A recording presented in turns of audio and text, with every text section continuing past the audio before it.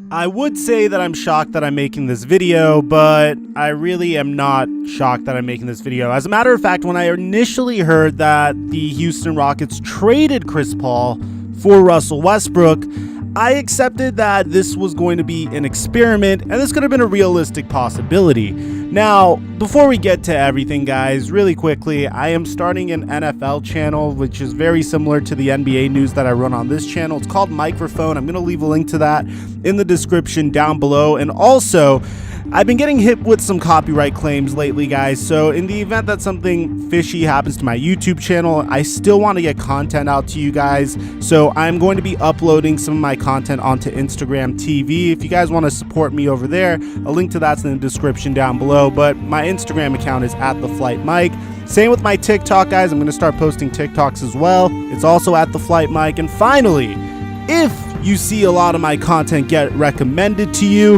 and you're here all the time but you just haven't hit that subscribe button yet, please take a minute to subscribe and turn on my notifications, because as soon as I hit 500,000 subscribers, I will be going full-time on YouTube. Or if I hit 50,000 people with my post noties on, it means a lot to me, guys. Now, let's talk about Russell Westbrook really quickly, because it seems like every other week I am coming out with a brand new thing about Russell Westbrook, whether the Rockets should trade him, whether it's working out with him and James Harden. And I believe more recently, after what happened on Christmas, a lot of people are thinking, dang, Russell Westbrook and James Harden aren't that good together.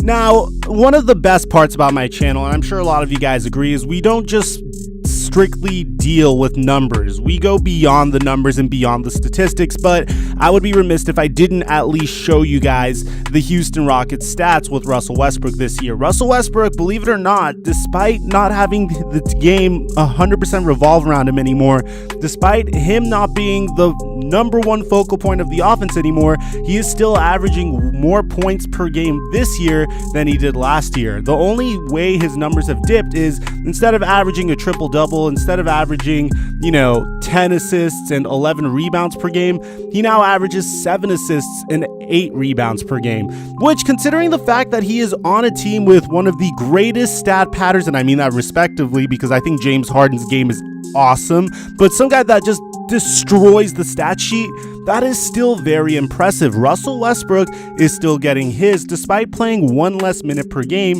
each and every game. His field goal percentage is practically identical to last year. He's shooting 42, if you want to go beyond, like even deeper, he's shooting 4.426 from the field, as opposed to last year he shot 0.428. He's pretty much who the Rockets thought he was. He is exactly the player that he thought he was. Now, the only critique I've ever had of Russell Westbrook fitting into the Houston Rockets scheme, and I figured Mike D'Antoni understood this is what he was getting. You're not going to be able to change a player once you get him, especially once he's 31 years old in this stage of his career, is the fact that he's a very pedestrian to below average three-point shooter. Last year, he shot 29% from three-point land. The year before, he shot 30% from three-pointer, and the year before that, this is very strange, this was a crazy outlier, he shot 34% in his MVP year, and I guess that's why he won MVP.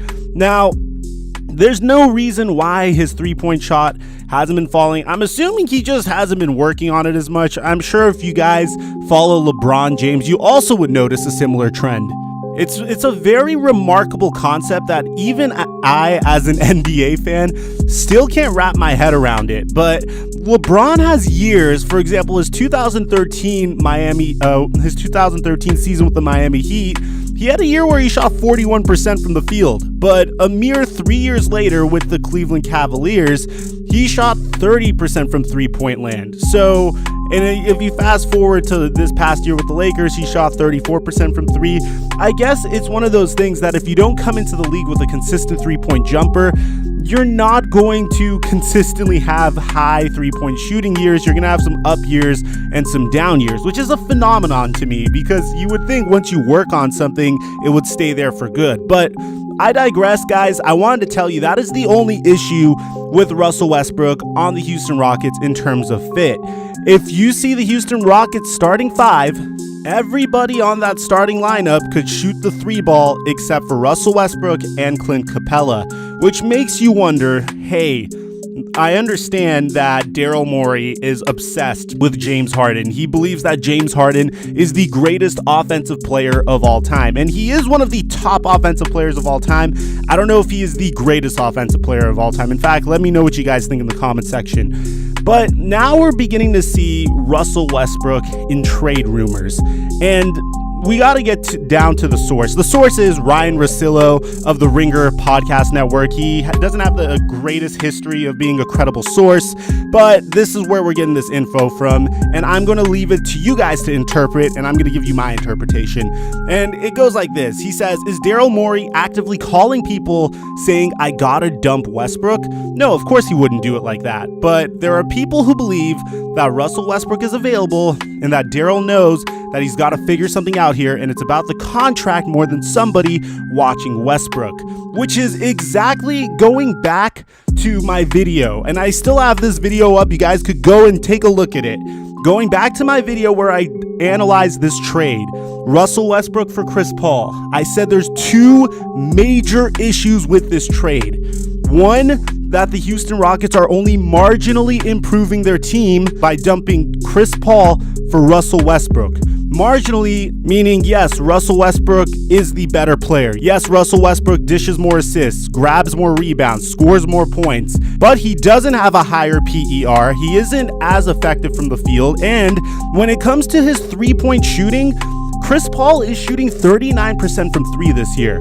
Chris Paul is, in my opinion, a better playmaker. Chris Paul is a better complement to James Harden, and most importantly of all, Chris Paul has a way better contract than Russell Westbrook.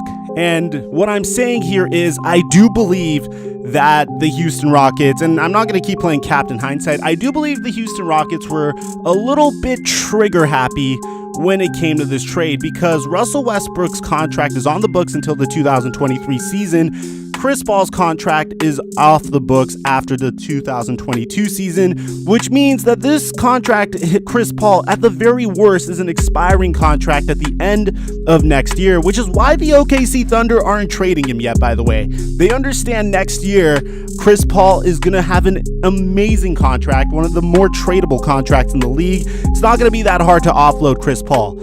Russell Westbrook, on the other hand, is a player that's a fairly high usage player.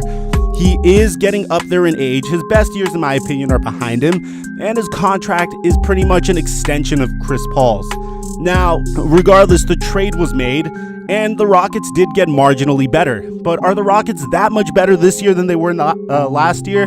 No. It was just a trade that I believe Daryl Morey made because he saw so much player movement this past offseason. He saw the fact that Chris Paul and James Harden couldn't make it over the hump and beat the Golden State Warriors despite being at full health. And I believe Daryl Morey completely misdiagnosed the problem. If you go back to that 2017 playoff series where literally the Houston Rockets were a Game 7 away from winning the Western Conference Finals if they had Chris Paul, there was one factor that year that they had that year that they lost the year after. Going back to the 2017 to 2018 season, if you look at the Houston Rockets' entire team, they were significantly deeper. They had players, great role players such as Trevor Ariza. You got players like Gerald Green.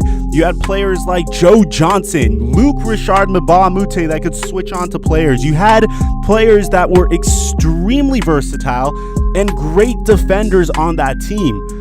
The issue with the Rockets isn't from the top. It isn't the star power. It isn't the ability to score. You have James Harden. You know he's a great playmaker.